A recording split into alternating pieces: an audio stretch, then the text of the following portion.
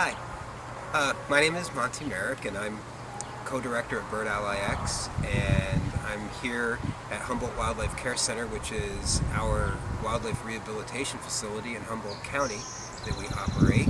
And I'm going to talk to you about some of the facility improvements that we're making right now and how you can help us. And I can tell you right now that how you can help us is with your financial support.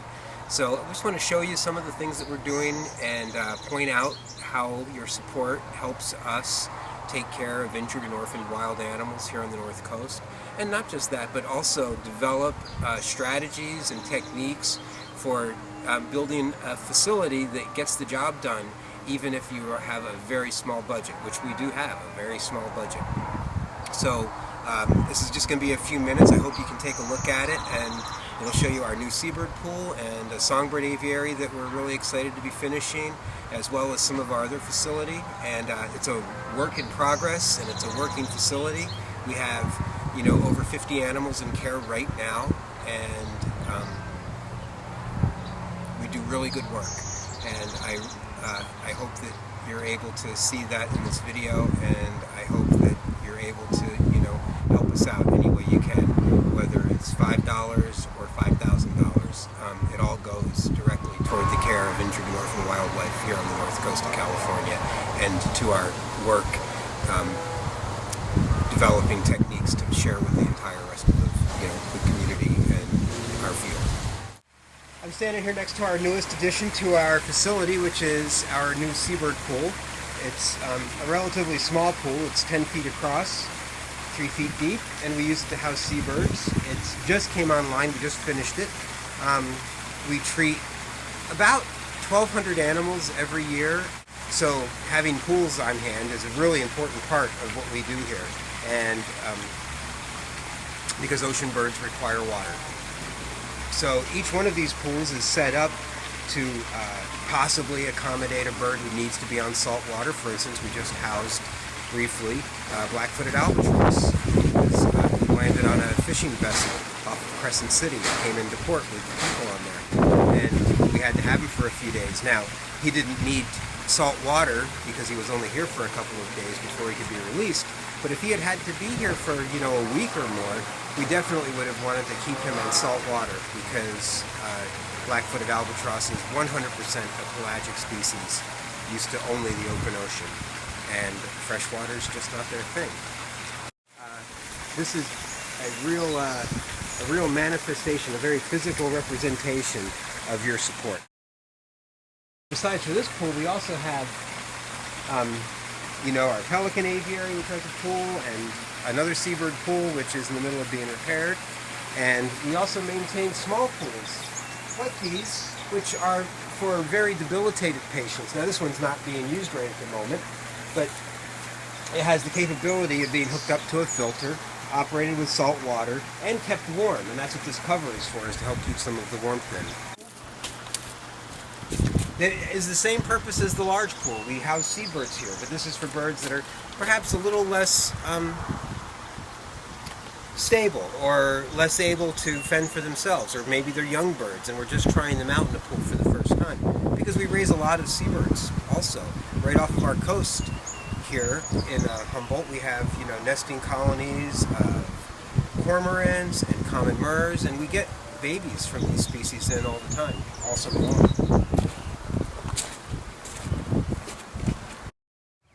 And our pool technology is, it's extensive. Like this is totally a warm water pool. Its entire purpose is to provide warm salt water for a very debilitated bird to either recover his waterproofing or just to float comfortably, because he doesn't have to keep himself warm or herself warm even a little bit.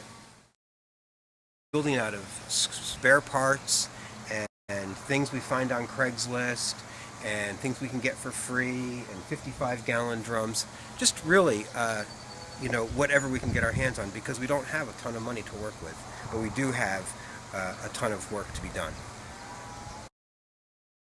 This is going to be a Songbird Aviary. I think this is true for wildlife rehabilitators everywhere. We always have some idea of what the ideal enclosure is going to be.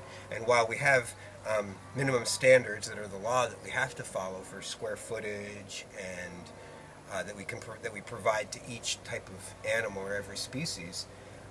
I think that a lot of us probably have our own pet theories about what would make a great songbird aviary or a great raccoon enclosure. And for me, I have always wanted to build a round songbird aviary. I think, in my mind, for whatever reason, a corner is a frustrating thing to a bird.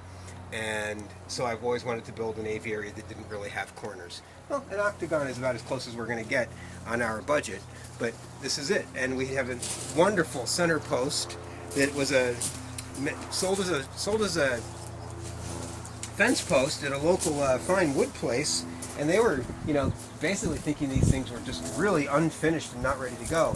And I took one look at that and I thought, well, a nuthatch is going to love that. This material that's on the outside, this is called hardware cloth, and it's basically a metal wire welded together. And this would be terrible for birds to come into contact with. The reason we have it up is to keep, rodents and other mammals that might cause harm to our patients out of the enclosure.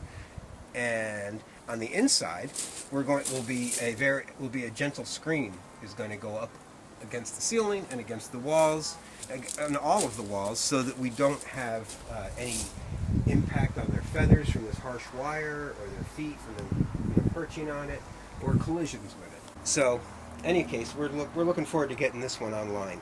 And again, this is really a direct result of your support. And I hope you like it as much as we do. Here's another mammal housing, more mammal housing, our raccoon nursery, and then all of our other aviaries. And plus that one, the one with the large pale green wall right there, that's the wall that faces us for our raptor aviary, which we call the Mary Maloney Raptor House. The reason that what you see are all these plywood walls is because this way we present a visual barrier between us and the work we do here in our building and the animals. So when they're in their housing, all that they see is the outdoors with the wild that they're headed back toward, and they don't have to look at us and they don't see us, and that reduces their stress because their job is to recover from an injury or to grow into a successful adult of their kind, and they don't need to be friendly with us, they don't need to be accustomed to us or used to us, which we would call habituated. So we take steps to make sure that doesn't happen. They're our patients, and we protect them, fiercely. But, here in this double wide, by the side of Humboldt Bay, we get a lot of work done, and we get it done with hardly any money. And the money that we do get, we get directly from you. So I hope that you're able to support us again as we enter into another crazy baby season. It's already going, it's already in full swing. So we're going to need every bit that we can get in order to provide the care that we are committed to giving. And I hope you can help us out. Thanks.